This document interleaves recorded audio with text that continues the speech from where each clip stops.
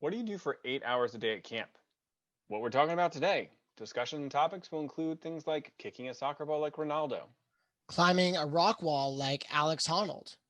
or swimming like Michael Phelps, This year and the rest of your camping career is going to involve planning programs and experiences for kids. But we all have to start somewhere.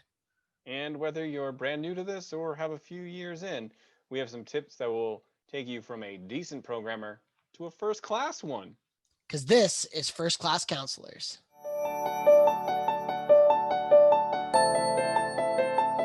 Hello, Camp Pros. This is Oliver Gregan. My pronouns are he, him, and I'm a summer camp professional. My name is Matt Hansberger, and my pronouns are also he, him, and I'm the executive producer of podcasting at Go Camp Pro, and you are listening to First Class Counselors. This is a series for camp directors to give to their counselors as they hire and prepare them for the upcoming summer. Because great camp directors know that counselors hold the secret to campers coming back every year. If you have awesome counselors, campers are coming back, and that's why we do this show. So thank you for tuning in. Here we're going to cover one specific topic and we're going to cover the essentials as fast as we can. It's the need to knows, We can't go without the fundamentals. the basics. So before we tell you about what this show is about, we're going to keep you in suspense for a little bit. Normally, Oliver is going to do this expert breakdown, but I wanted to say for those of you listening out there, I just checked our stats and we have around 100 people listening to each episode, which is so awesome. Oliver, we're speaking to a room full of people at a conference back when we used to have regular conferences, right? But we want to make this show bigger. We want to get it out to more people. Let's like 200 people per episode by the end of this season. I think we can do it. So the best thing you can do to help us is to tell a friend about the show. If you're a counselor listening, there's no better way to geek out about camp than listening to our show and discussing it with your fellow counselors. And I know some of you listeners are out there. So thank you for helping spread the word. We appreciate that. If you're a director, this right here, this podcast is asynchronous virtual staff training. We know that we're probably going to be doing at least some of it, or if not, this is a way to boost some extra training and get some extra training in for your staff. We're 31 episodes in, and we've covered things like supervision, getting kids excited about cleaning, how to take initiative as a camp counselor. These are all things that you teach that you wish you had time to teach during your staff training. That's why we do this podcast. So please share this with a fellow camp director. Yeah, and on top of that, camp directors, is there a staff training that you wish that you were covering before staff training even started? They can listen to this podcast. Or counselors, is there a topic that always seems to be missing from staff training? Look through our list. There may be the one that you're looking for.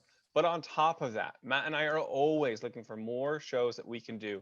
So if there is a topic that needs to get covered at your camp for staff training for some reason, give us a shout out. Send us a message through our links, and we will try to do our best to cover that topic so that you can listen to it before summer happens this year. Thank you guys so much, and let's start our show. So, with that being said, what are we talking about today? Programs. Not just the big programs, the evening programs, the flashy programs. The programs we're talking about today are the ones you do every day. So at most camps, you may end up leading a program. It could be a guitar lesson, swim lessons, archery, rock wall, equestrian. The list goes on and on. Honestly, there are hundreds of programs that camps can do and offer. And if I saw a list, I know that we could add more. But some of these require special training or an established skill you might already know how to do. On top of that, some you may just get placed in and try to have to find out as you go along. But for many counselors, it is your first time teaching or leading or instructing.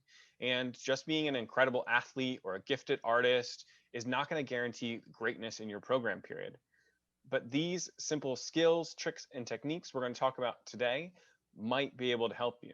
We're specifically covering the programs campers sign up for, and they may repeat throughout the week, or it might be something where there's some inherent learning or programming that has to happen. For example, you're not going to head to archery, just pick up a bow and start shooting. Someone's there to instruct and make sure this course is going to be safe, and that campers maybe, learn to aim an arrow the correct direction. So with that being said, Matt, what are some takes that you're going to have on this episode we're doing today? Well, Oliver, if for our listeners out there who've been listening since the start of First Class Counselors, you might be like, Oliver, Matt, you already talked about planning perfect programs. And you're right. If you scroll down your podcast feed all the way down to the bottom, you will see that we talked about programs.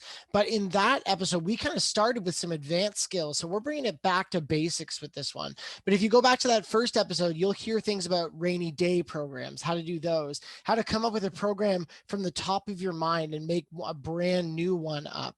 Or how do you as directors, how do we think about running programs? We kind of got a little bit into the weeds a little bit. It was a great episode, but we thought we want to get back to basics. So in this episode, we're going to cover how to plan and prepare, some of the most critical things you need to think about.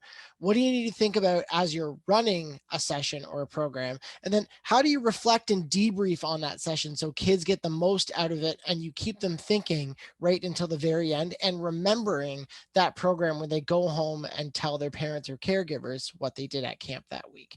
So, three things, it's the basics, but there's some pro tips along the way. So I hope you're excited, Oliver. I definitely am for sharing some of these pro tips. Yeah, definitely. And we're starting with topic one, preparing and planning. Before you go into any of these programs, you should be taking a little bit of time to think about it ahead of time. When I was going through my teacher training, they said that you would almost have to prepare for some classes for 3 hours for 1 hour of program. And that seems like a lot, but you have to walk through the entire program in your head, prepare everything that you're going to need, and be ready to teach that 1 hour class. And Yep. you may teach that 1 hour class 3 or 4 times in that day. You might have 3 or 4 groups that are coming to archery, and you need to know what exactly you're going to be doing when they come through that process. So planning, preparing, extremely important. So Matt, what's your first thought that you're having when you're preparing a program that you're going to be running with kids that has to have some formality to it? Yeah. So I think you start with what do they need to get out of it? What's the point of this session? In education, we call it backwards design. You start with the end in mind. So are there goals that they need to accomplish? So are there like physical skills? Do they need to know how to shoot a bow at the end of this session? Or do they need to know this number of different species of trees in your forest? Or how do you want kids to feel at the end of this? Do they want to feel connected with nature, or do they want to feel connected to each other or included? Following the values of your camp is a good place to start. So if you start with those things in mind, then you design your whole session around those. And as you're planning step by step, you're going back to, is this accomplishing the thing? Are they getting to this goal? Are they going to have enough time to do these things? Or, if you need to make a decision about whether you're going to teach one skill or go one direction in a session rather than the other, then you can kind of use that goal as a compass point to guide you in the right direction. So start with the end. Yeah, and I have a point that's going to hit on that later when we get to lesson planning. But yeah, starting with that end and knowing where you're going to be going from there is super important. For me, I'm talking about what are you going to do on day one? A lot of counselors think about this grand thing that's going to happen when they get campers, that their kid is going to become Ronaldo when they're playing soccer. They're going to become Michael Phelps if they're swimming. You got to think about this realistically. If a camper is coming to you for a week and they only have an hour each day, don't plan on your campers jumping from skill A to skill Z and walking away with a gold medal. Now, you can make them feel like they did, but you need to recognize what those skills are going to be look like. And, as a camp director, I've talked to parents before. Kids do come a far way in a week with skills. There's something to be said between taking a swim lesson for 4 or 5 straight days versus taking a swim lesson over 5 to 6 weeks, but it's only a day a week, right? Right. So you have an advantage there with teaching these skills. So you might see some pretty large jumps with things like learning how to ride a bike, learning how to do a proper freestyle stroke. These things can happen, but you got to really take down what you might be thinking is possible at the beginning of the week. And that's not to disregard what we're saying is possible. We're just saying I've seen so many counselors with these high lofty goals for people who aren't them, and that's really tough to put on somebody else, and it's also tough to put on you because you don't have control over that, if it's going to be a disappointment or not for where the success goes. So really think about what's it going to look like this week and think realistically. I think that's really important. Yeah, and just a quick make sure we're all on the same page. Oliver's talking about programs that the same you go to the same thing throughout the week. Different camps call those different things, whether it's like sessions or clubs or there's a bunch of different names for that. But I think that point is totally applicable even if you're just planning a 1 hour session, right? If it's archery, they're not going to be Robin Hood by the end of it, right? They're not going to be able to shoot an apple off of somebody's head. You're never going to do that.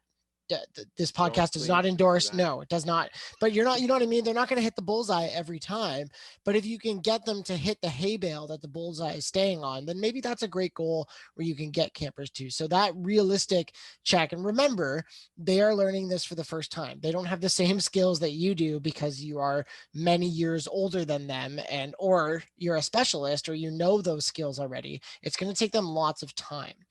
Now, that kind of ties into my next point, and that is scaffolding, which is an educational term for thinking about how do we start with the base level of knowledge and how do we start to build that. When you're planning your program, you start with and so if you're swimming, you're not just going to be like, okay, everyone, do a front stroke.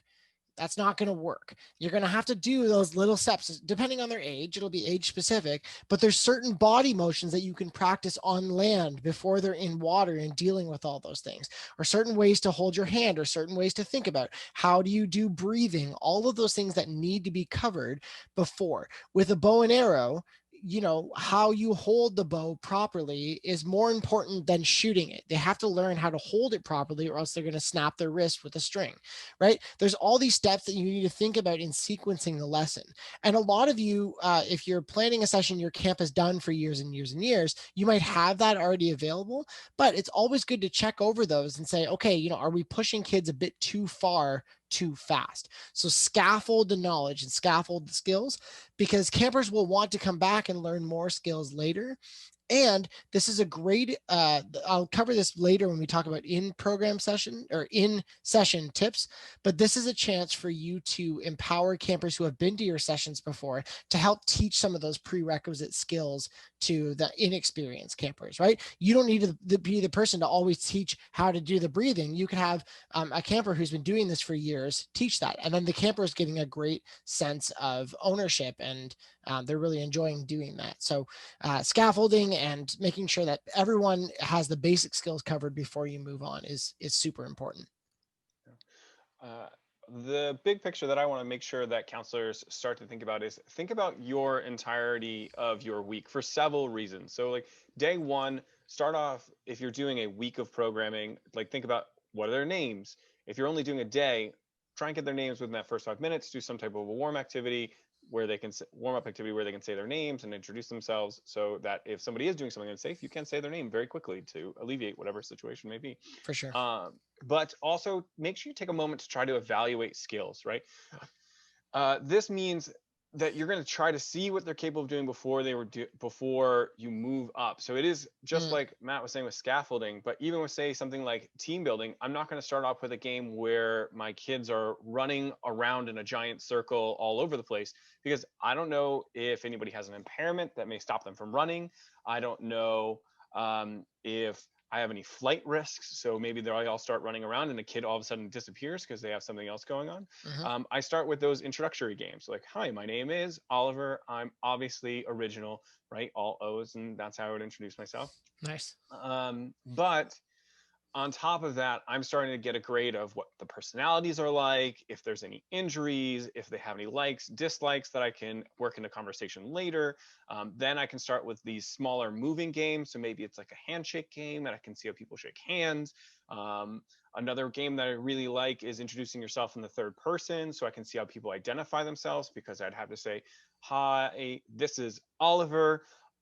He really enjoys running and his favorite food is ice cream. So if you just saw there, I just gave my pronouns on how to introduce myself, and only you as an instructor will really pick up on that, but everybody else will subconsciously go, oh, I know the gender of everybody who's in the circle who wanted to display their gender whenever they wanted. Nice.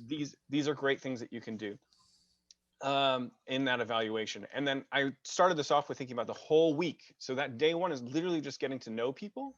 And then you get to reevaluate them based off their skills on what you might be teaching that week, right? So if you have a base level, you can start to think, oh, wow, I was thinking on Friday for team building, we were going to be doing this extremely hard team building exercise, like the wall or something like that, Mhm. whatever it might be. But now I've got to know my kids, and I think I'm going to turn it down a little bit. I think by the end of this week, our goal is going to be to do a spider's web. And if you have done team building, those words might make sense to you, but you just need to know one might be extremely difficult, one might be easier. And if you have a differing opinion in the team building world, fantastic. We can talk another day. I just thought of two quick activities you could do in Yeah, one web. yeah, that makes Uh, sense.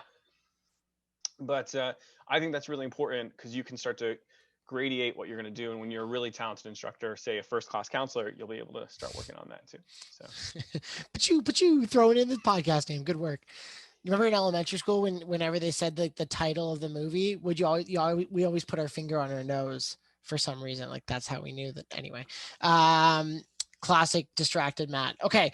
My last point for planning your programs, I definitely said this in the first ever episode, but I think that this is my all-star pro tip. When you're planning a session, whether it's been done before or it's a brand new one, you're going to plan your session out in 5-minute chunks. So for every 5 minutes, what are you doing and what are the kids doing? And it's not just traveling from A to B, because you need to think about engagement. And that means, what are the campers going to be doing that they are super bought in and excited and having fun with this session? That's how I think about engagement. You want to maximize that in all of those 5-minute chunks. So if you're doing a nature session on different creatures in the forest, then you better believe that for traveling from the field to the forest, you're going to be one of those animals that seeks refuge in the forest. So maybe even just like chipmunk, we're all going to be chipmunks as we're running to the field, right? Then it's part of the session, it's on brand, and it's engaging because those kids are running around being chipmunks. So in every 5 minutes, what's your engagement piece and how are those kids involved? They don't all have to be working on the same thing either, but offering some different opportunities, or like I said before, with those teaching moments, how are campers helping each other? Because that's a different form of engagement. They don't have to be engaged in the same thing, but different ways that that section will be memorable and fun. all right. For me, make sure you always think about setup and takedown. Always put that into your planning. So, like Matt was saying, those 5 minute increments. Make sure that there's 5 minutes in there for setting up and 5 minutes for taking down. Yes. And I'll talk more about that during lesson plan. But in your planning process, I think it's really important you think about it now. Yeah. Uh, the other thing to do is think about what your camp's focus is. Right, there are a lot of different camps, and you might work for a traditional camp. You might work for a sports more oriented camp. You might work at a camp that's a little bit more competitive. You might work one with just there's a various number of values. And I actually had conversations about this week with some of my old coworkers, and we were just talking about, we worked at one camp where our focus was, everyone has this feeling of belonging and everyone gets to participate, and that was a huge thing. And the programming was centered around that. It was focused on making sure that everyone enjoyed the activity, got to try something new, and had a lot of fun. Mhm. Whereas another location that we've worked at or know of, their focus was more on the competition. So it was a lot more skills based, a lot more focused on trying to get the skills down. So it was almost like going to their weekly clinic or their, their hour and a half activity was more focused on, let's learn this skill. This is like a learning period. It's more like a lesson. We're going to really work on trying to get these skills down. Very different connotations of what you're going to be doing in the program. And you need to understand kind of what your camp is, what the goal of the camp is, what that activity period might be. So you got to know what it is. And then lastly, when you're going to plan things, don't just trust your brain on like, oh, I think we could do this. Go to resources that you have. You yourself are probably a resource. You probably have done or know of that skill, right? You've seen it played, you've done that craft before. Lean on something that you have in maybe previous knowledge, or go online, check out YouTube, check out TikTok, check out Pinterest. These are huge resources that are out there for the camp world to thrive in and learn from. So go to those resources. You're not cutting corners by doing so. You're not being uncreative. You're being smart, resourceful, and creative. And not only that, but kids are on those devices. Like they're watching those things. And when all of a sudden what they see on their phone becomes IRL or in real life, you become a hero of like, whoa, you can do that? We can do this? I thought you just watched it on my phone. But no, you can be a you can be a device or a way of making those things possible, which kids can get really excited about.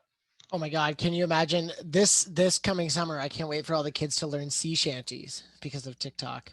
Oh, Um, I am like, excited for the evening program that is Among Us in real life. And cabins have to like move around camp and complete mhm, tasks while trying to figure out who the imposter is. Oh, it's going yeah, to be the greatest evening program. So yeah, that is a huge tip to anybody who's listening. Plan yeah. your Among Us evening program, It's been done. especially. They talked about it in the summer camp pros group that some people have been figuring out how to do it in real life, which is a testament to the camp industry for sure. Fantastic. Just I would don't, just no I live will wires. no live wires, no, not allowed. The last just when you're searching those things on Pinterest, sometimes what my just advice for you when it comes to camp programming is it can be a hole where you just like keep going and finding new ideas. Eventually you just got to start planning.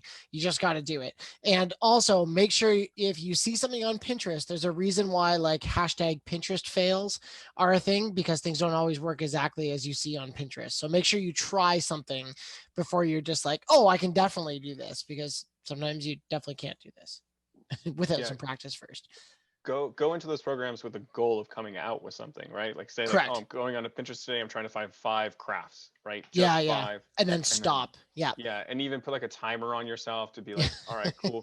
I've only found 4, but it's been an hour. I need to stop, Yeah, yeah. right? Wrap it up. Yeah. And that's fine. Like go That's for it. cool. No, I like that. All right. We've talked about planning, obviously. Let's get into the lesson. Matt, what's your first step for somebody who's in lesson? The program has started. We want to make sure we're running a great program. Right. I think that there's a temptation, especially, I didn't lead a ton of programs in my day where they had to come out with a skill. Like I didn't work at any camps that were like that.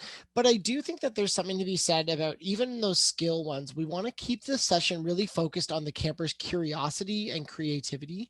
And part of that is asking kids questions. I think we're too quick sometimes to just give them a piece of knowledge and say, like, for archery, like, okay, you need to put your fingers above and two below, or whatever the technique du jour is for for shooting a bow.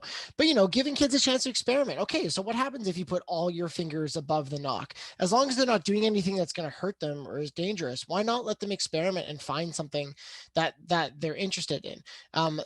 If you want to go into a deep dive into this programming philosophy, it's called the coyote mentoring style. And specifically when it comes to nature, we want to develop curiosity in kids. So instead of walking around the forest and be like, that's a red pine, there's a pileated woodpecker, this is a downy woodpecker versus a hairy woodpecker, and just spouting knowledge at them, saying to a kid, what do you see that's different between a downy and a hairy woodpecker? They look really close, but if you can see one of each, are those the same or are they different? Why do you think so? What colors are different? And getting kids to develop that curiosity, that will make the learning way more sticky and way more enjoyable because they'll come to that conclusion themselves and they'll feel super proud of themselves. They'll probably forget that you tell them, oh, a hairy woodpecker has a longer bill than a downy woodpecker. No one's going to remember that because you're boring. But if they figure that out on their own, that will be interesting and they'll feel very proud of that knowledge and they'll never, ever, ever forget it. Trust me, that's how I learned the difference between a hairy and a downy woodpecker. And that's why I never, ever forget it. Yeah, it's the basis of the Socratic method, right? Ask questions so that people will learn, right? Right. There's another great program called Beatles. I think they're out of Northern Mm-hmm. California, and they Yep. teach question-based learning. And I got to go through like a 1 hour Beatles course, and one of my favorite lines in it was, "What starts with an S and ends with T and comes out of your butt?" And everybody wants to say the word they're not supposed to say, but it's Yeah. just scat. And that's just a way that kids can remember scat, but they know that there might have been a naughty word. And it's just fun. Right. But I've never forgot that lesson, and it's been like 6 years. So Yeah. works. Um, but yeah, asking those questions is huge. For me, make sure your lessons start with what the big looks like and then the small. Matt talked about this a little bit before, and I think it's really important. Knowing what a finished product looks like is really important for a lot of learners.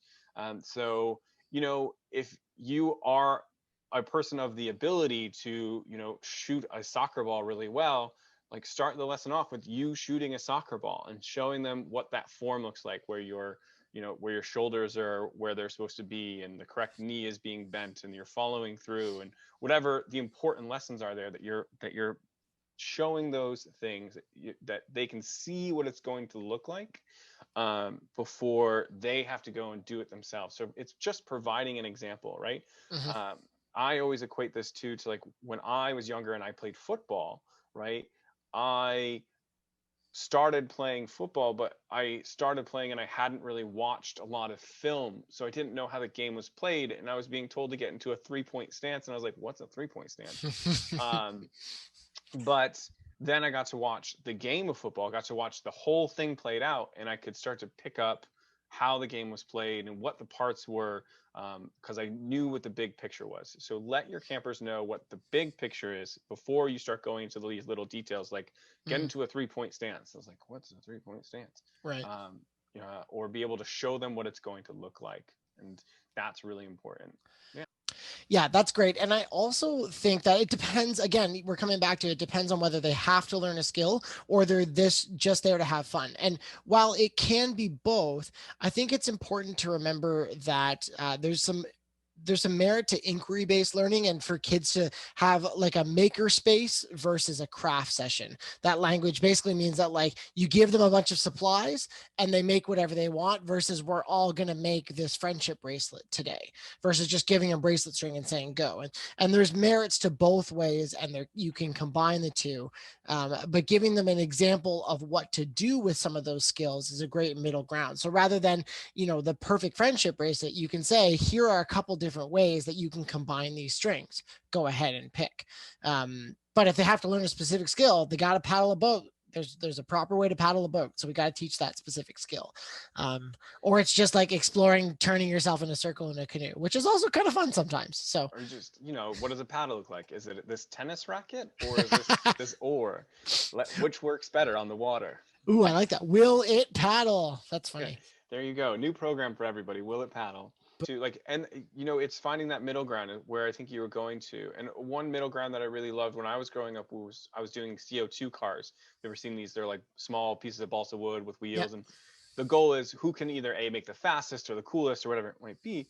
But they don't tell your teachers or your counselors, whoever is helping you with this, they don't tell you the answer, but they do just so happen to have Newton's 3 laws hanging up on the wall, which if you know Newton's 3 laws and you follow them with your CO2 car, as long as Mm, you stay within the specifications, you will build the fastest car.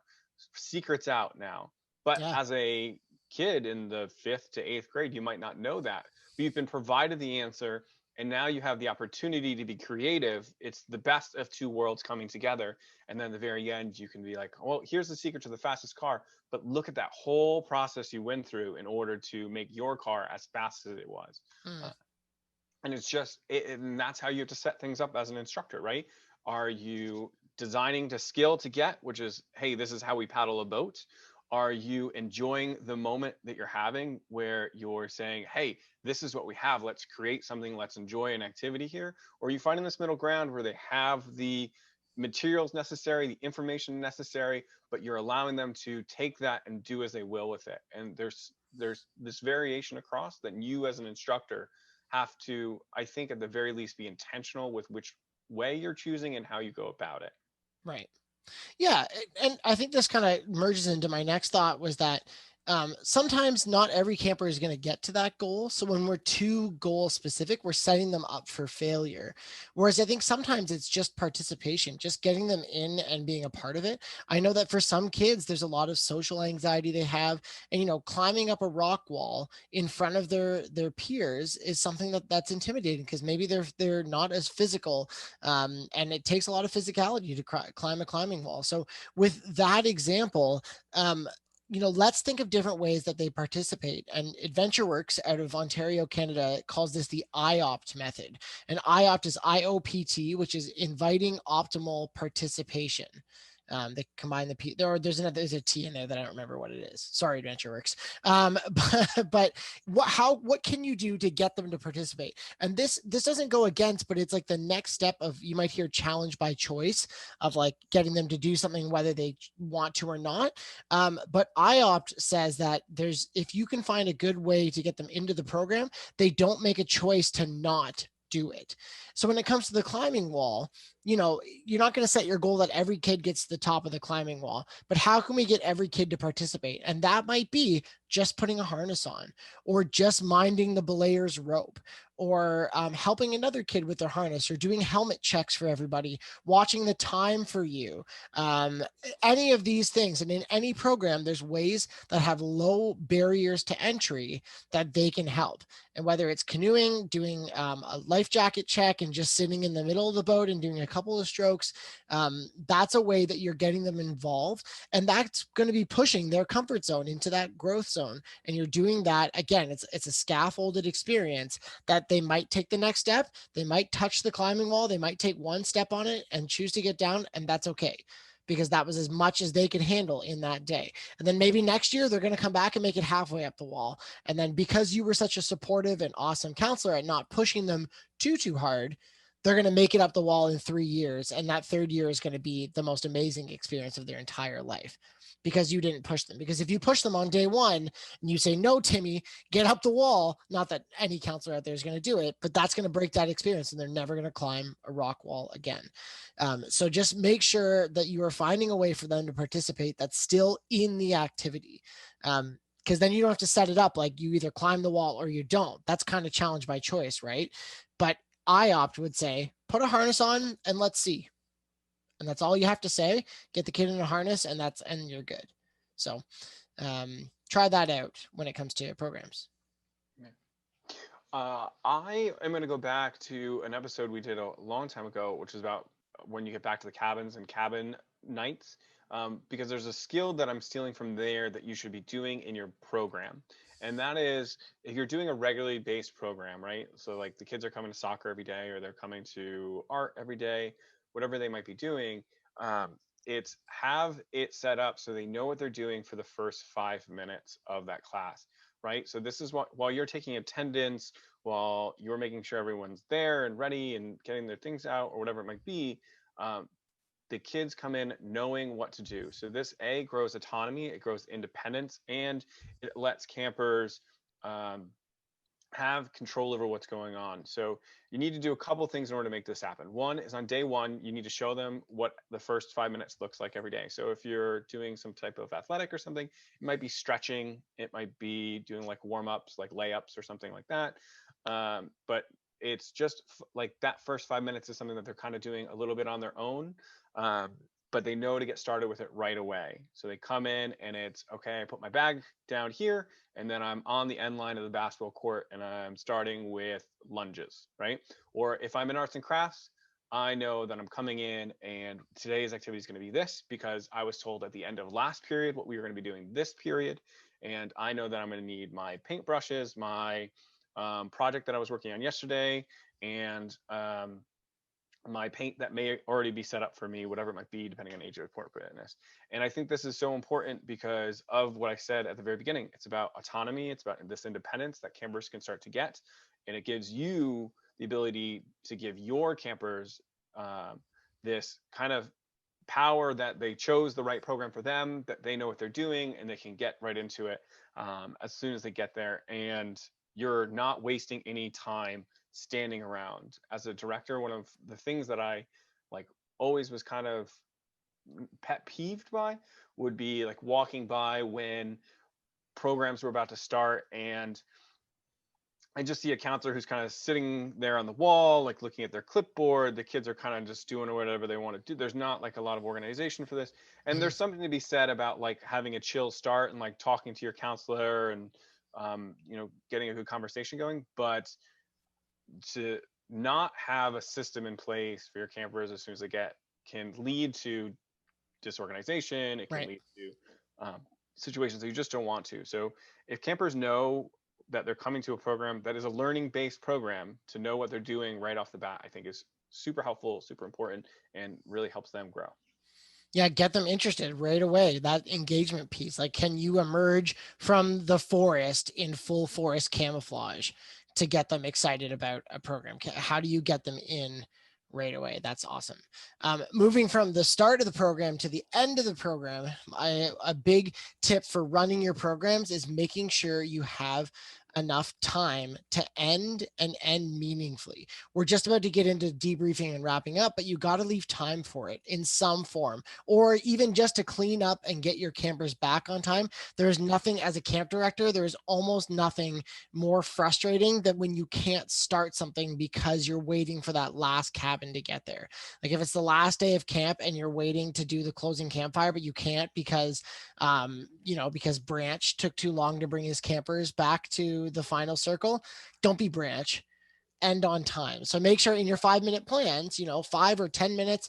And are they going to need transition time to go to the bathroom or get out of bathing suits or things like that? So make sure you're giving enough time for what is coming next in the schedule. Yeah. Branch just got called out. So Yeah, take that, Branch. yeah. I like to say finish an activity on top, even if it's within, the lesson. Like Matt was talking about those 5 minute increments. Uh, if something really cool just happened, like an amazing shot or something like that, or just some cool moment. So this happens a lot with team building. Finish on top or finish that game or that drill right there and be like, man, that was the best. Let's stop there, because if you're just going to go kind of downhill from there, you lose a little bit of that awe moment that was there. Um, like I remember specifically, it was right before a flagpole. Everyone was on the basketball court, and we were trying to hit a basket from half court with a slingshot, like a giant pullback slingshot with a bat. Like it's huge. So we're launching it from half court. Can't hit the shot. Can't hit the shot. All of a sudden, we hit the shot, but there's still 5 minutes until we're supposed to start flagpole. But you know what you can do? You can start flagpole a little bit early. I mean, that's a bigger camp thing. But you can start the next activity a little early after that huge shot was made, because you're not going to top that shot. We shot it probably 100 times before. The Yeah. fact that it went in was a miracle in itself. So leave it at that. Enjoy that moment, have everyone go crazy, and then just go into the next lesson. So, like if you have some Mhm. kid who's hitting 3 point shots in basketball and then all of a sudden they miss one, you can end it right there and be like, man, that streak was 21 straight free throw or Yeah, 3 nice. points. Let's go to the next thing. Yeah, Carl Ronk and Jim Kane would say end it while it's fun. Yeah. And I think that's a great little way that I remember it. The last thing I wanted to make sure people did know was multiple learning styles is not a real thing. There are not people who are more in depth at learning through physical touch or through sight or through hearing. That's actually it's totally false.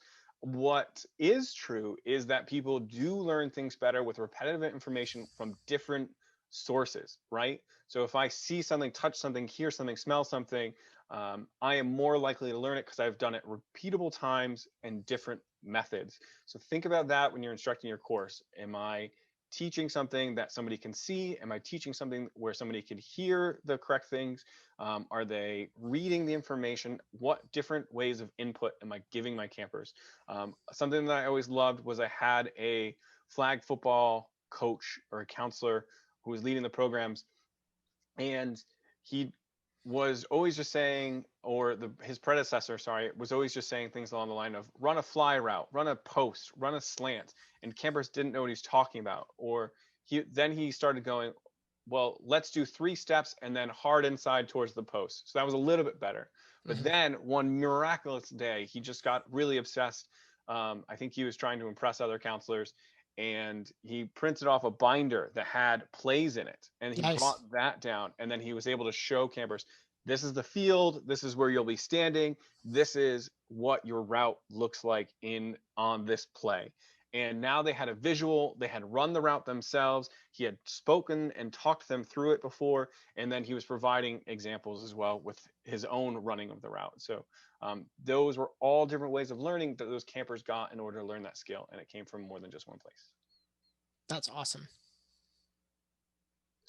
All right, but now, Matt, we can definitely go to debriefing and reflecting, which is our third point. Perfect. So this is all about, in the adventure team building world, we would call the transference of knowledge. We want them to take something away from this session, and not just because it's something great for them to tell mom and dad or their caregivers when they go home, but because this makes the learning sticky. So we want to give you a couple tips and tricks about how to do that. Oliver, why don't you kick us off with some great debriefing and reflecting techniques? Yeah, we talked about a little bit of uh, this idea of finish on top, right? You finish Mhm. at the best or finish while it's fun. I also like to say live in the golden minute. So the moment you end an activity, whether it's team building or a basketball game or something, there's that hurrah, right? There's that, whoa, we did it. Like, and campers and children, they'll come together in adults and they talk about it and they start this debrief all by themselves. Mhm. You as an instructor, hopefully, if everything went well, don't have to insert yourself into the conversation right away. Let that happen because right there is the most authentic discussion that they're going to have about it. Because later you're going to start debriefing, and to be honest, sometimes it feels a little forced, right? Like you're asking people for their opinions or asking them for this. But that golden minute, that moment after it just ends and everyone's talking and enjoying what just went down, live in it, enjoy it, and teach your campers to live in it and enjoy it, right? Um, Celebrate those moments, enjoy those moments. They're really cool, they're really important, and if you as an instructor learn to see them, I will guarantee you will love your job even more because you realize the benefit of what you're doing every single time. That's great. And this goes to the idea that debriefs don't always, sometimes people get the impression that debriefs are always just like sit in a circle. How do you feel about what you just did? What do you think? And there's a time and a place for those things. The team building world, when you do something really hard, when you need to sit down and talk about something, there's time for it. But I love that you can have some independent time. So the golden minute is a great example of an independent one. Another independent one that you can kind of push a little bit is like a think, pair, and share, where they think or talk to a partner, even as you're just traveling. Like, we're going to walk in partners from the forest back to the lodge. And in that time, I want you to talk about like two really cool things that you did, saw, or whatever is applicable to your session. Or talk about on the rock wall, talk about, what was the hardest part of that and what you did to overcome that hardest part. Then you're just prompting a little bit of discussion, but you're not taking that up in front of everybody. You're just giving them the chance to talk about it. And maybe they'll talk about it for a little bit and then they'll talk about what they're excited about for lunch, but that's a great bonding opportunity for that camper as well. So you're getting a little bit of both out of it. So for that, I think that's a nice little independent way versus guiding it. But I'll definitely give you some guiding techniques coming up after Oliver, you give me another one.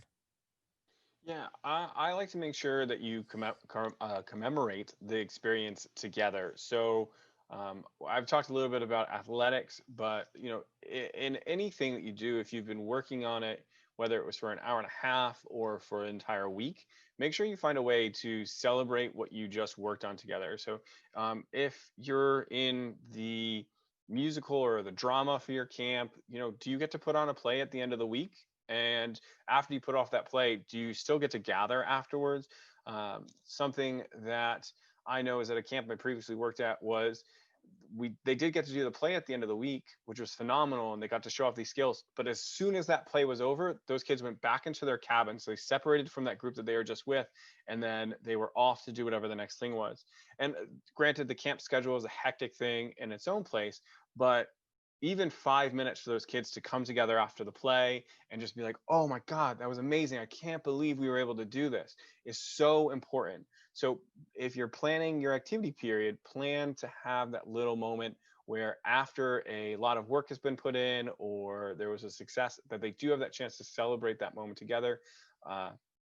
And commemorate it. So it doesn't always have to focus on what did we learn? What did we get out of this? How far did we get with our skills?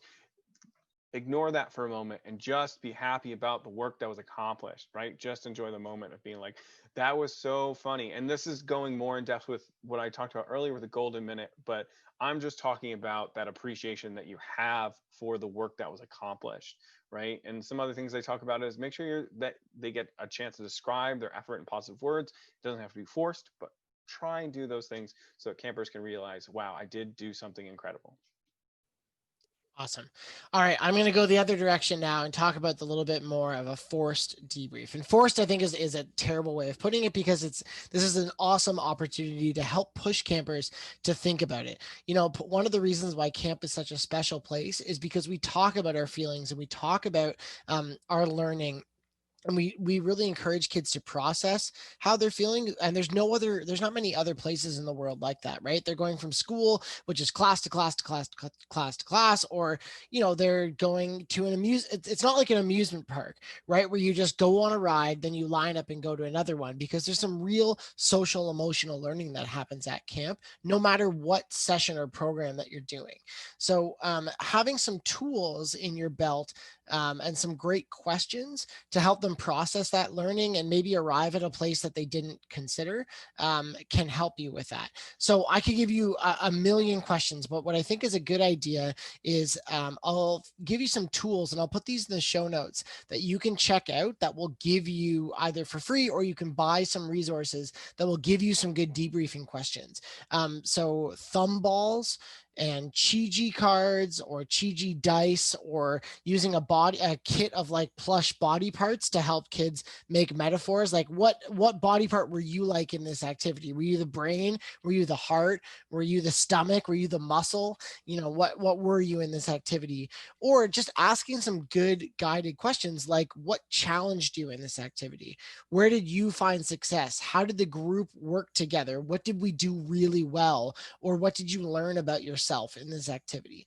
And it might feel a little bit forced, and it might feel kind of strange at the start, but if you do this often with your campers, or with staff that you work with or something like that, it'll just be more normal, and it'll encourage people to think about those things.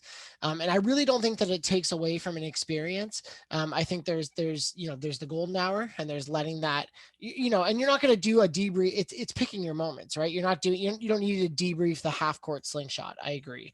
But if a kid does something really awesome on the rock wall, or a group, especially when they go through adversity together, there's some great questions and some knowledge to be picked out of that moment, to help kids make it even more memorable. Yeah, it's so important. And don't think about just debriefing, because you feel like you have to have those debriefs be just the regular part of the program, right? Yeah. So if you're a camp director and you're listening, like, make sure every single program knows, hey, you're ending with a debrief today. And that way it becomes normal for campers that they're looking for that talk after it's all over. They're looking for that ability to discuss. That's an opportunity they get here at camp to talk about what they just accomplished, or what they just went through, or what's going on. And we've talked about like night chats and stuff, and those are just more opportunities for campers to share, and that's really an important part of camp. Uh, the the last thing that I would just put into this is, Matt talked about all these different tools and skills that we can do in order to make sure that campers have this freedom. If you're in a bind, just start with the basics: how, why, what. Those three words will get you through a debrief if you really need it. It's Mhm. just, hey, why did we do this today? How did we go about doing it? And what did we do well? Or however you want to phrase it. So Mhm. they're just more opportunity. It's just the base form of talking and debriefing that you should have in your back pocket as a counselor. Just think why, how, what, and be able to Mhm. ask those questions. You should be able to get through a debrief session if you truly need it. Just don't use that every day. It does get boring, and campers don't want to just keep answering those questions. So take a look at Matt's show notes and learn some more skills. Yeah, engagement is still the key, even in a debrief, right? So that's why those tools are nice to switch it up, so that you're keeping them engaged through that. All right, Matt, is that all of our points today? That's it, man. Do you know what time it is? I think that would mean it's E.G.E.L time for Oh ever growing and yeah. ever learning. So it's a trick, a tip, a game, a song for counselors to use to be better every day. And Matt, what's your E.G.E.L for today? Yes. So I'm going to go super nerdy for this one, Oliver. So get ready. I've recently been playing different versions of Dungeons and Dragons, with some other camp directors out there. Shout out to the Dungeons and Dragons crew if you're listening. And so I have my D20, or for you non-nerds out there, that's a 20-sided dice. So it goes from 1 to 20. And in the world of Dungeons and Dragons, you roll the dice to see if you succeed or fail on a challenge. And somebody's going to be out there and be like, well, actually, Matt, in Dungeons and Dragons, this version, you don't roll the dice for that. Yes, I know. I don't know it that well, but essentially you roll the dice to succeed or fail. So your dungeon master will say like, this is a challenge where you need to roll at least a 13 to successfully shoot an arrow at the ogre. So you roll your dice to see if it works. You roll for success, and I rolled a 7. So no, my arrow misses, and the ogre slams me with his club.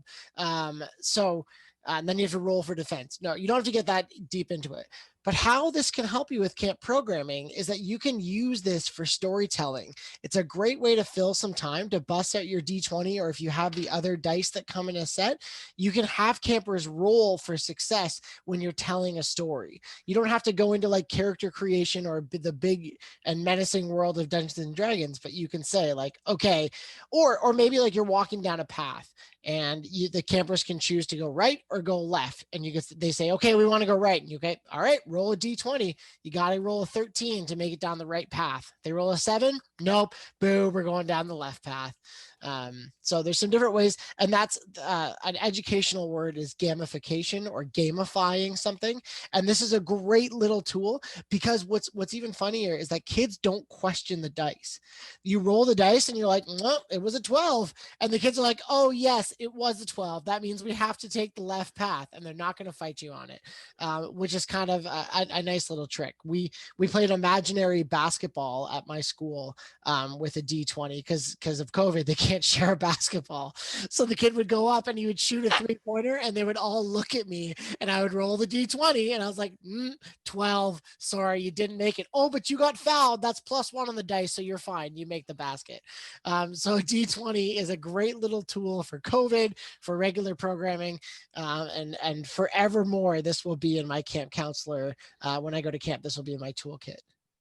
Just, I can imagine a kid like making the shot and be like, I made it, Matt. I made the 3-point. You don't need to roll the dice. And then you roll the dice. You're like, no, you didn't. You didn't No, they make it." didn't. They didn't have an actual basketball. That I should preface that.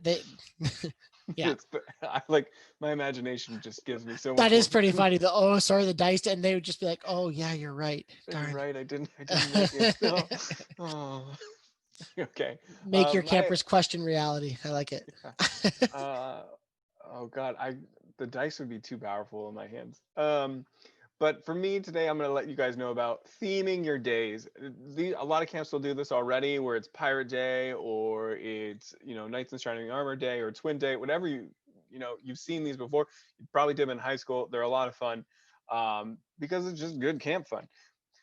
My advice to you is just theme them right now. Make a group text with a bunch of your camp friends who may be spread across the country, at different colleges, different high schools, all over the place, different towns, whatever it might be, different countries. And just start a group text with them and link a calendar that you make up really quickly that just has a bunch of random themes that you would normally do at camp, but now you're going to do in real life.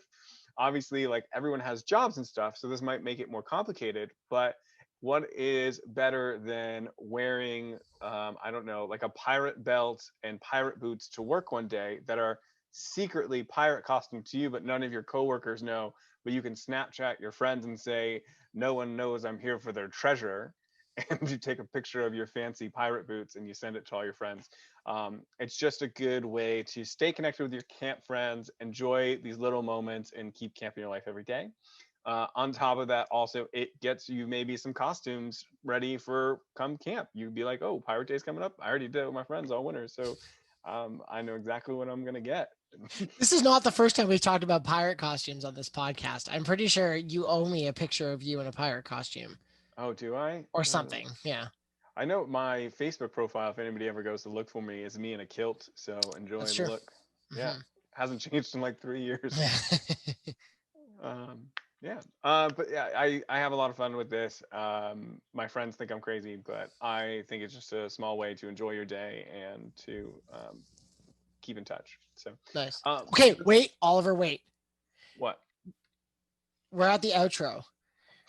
We're gonna roll the dice. Whoever, if it's a between a 10 and a 20, I have to do the entire intro or outro. If it's between a 1 or a 9, you have to do the entire outro. Got it? All right, go for it. Are you game? Okay, here we go. Including the contact, like how to contact. It was a 6. You're up, buddy. Okay. I'm gonna Well, sit back. everybody, I'm not too bad at this, so I think I can get through it. So thank you for listening, everybody. If they want to get a hold of Matt, you can get a hold of Matt at Go Camp Pro. Oh, sorry, Matt. Wow, I'm already messing up. Matt at GoCamp.pro or at Iskus on Insta. But I think he's doing a social media binge right now, so you might not be able to get a hold of him directly Well, there. But you not a can still binge, a fast, Oliver. a Opposite. fast. Sorry. Uh, if you want to get a hold of me, it's a little bit easier because it's just oliver.gregan.scd@gmail.com. It's super simple, super easy to see. So if you did enjoy today's show, we would be so grateful if you would leave us a review wherever you are listening to our podcast. Your ratings and reviews not only tell us what you like or don't like about the show, but it helps boost our ratings and helps us be discovered by more people. And don't forget, you can also check out our show notes at the gocamp.pro/SEC. There's lots of good stuff there from all of our shows and more Go Camp Pro podcasts out there. We got 6 shows. People got to listen to them all. With that being said, thanks for listening, friends. Camp is camp and camp's all good.